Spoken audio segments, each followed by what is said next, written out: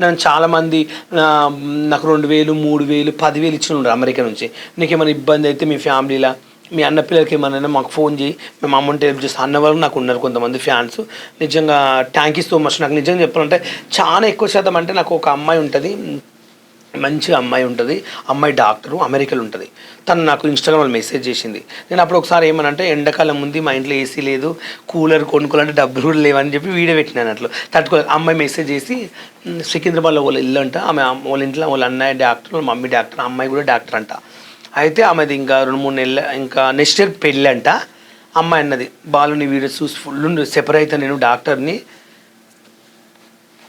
వచ్చానంటే సాయంత్రం నీ ఇన్స్టాగ్రామ్ ఓపెన్ చేసి ఫస్ట్ రీల్ నీదే చూస్తా, పొద్దుగా లేవగానే ఫన్నీగా చేస్తావు, ఏమున్నా ఓపెన్గా మాట్లాడతావు, ఏది ఉన్నా డైరెక్ట్ చెప్పేస్తావు. నేను ఇక్కడ ఉన్నాను, ఇది తింటున్నాను, నేను ఇట్లానే ఓపెన్ చెప్పేస్తావు. నువ్వు అసలు దీనికి భయపడవు ఎందుకు? నలుగురు ఏమనుకుంటారు నీకు అవసరం అంటే, నేను నలుగురితో బతకట్లేదు, నా కోసం నేను బతుకుతున్నాను, నా ఇష్టం అది నేను చెప్పుకుంటాను, హాయ్ బావ అంటే అట్లా. అమ్మ నేను డబ్బులు వేస్తాను ఏసీ కొనుక్కొని చెప్పి నాకు 50,000 వేసింది నా లైఫ్లో. ఆ అమ్మాయి ఇచ్చిన 50,000 నాకు ఇప్పటివరకు ఎవ్వడే 50,000 వేస్తే నేను నమ్మలేకపోయినా.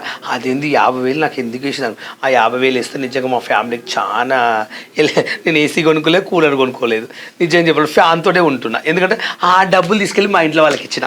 ఎందుకంటే మా అన్నయ్యకు బండి ఇప్పించా, ఇబ్బంది అవుతుంది ఏమైనా తీసుకెళ్ళాలన్నా, పిల్లల్ని ఎక్కడికైనా తీసుకెళ్ళాలన్నా ఏమైనా కొనుక్కో ఇబ్బంది. మా అన్నయ్యకు 90,000 పెట్టి ఒక బండి ఇప్పించిన.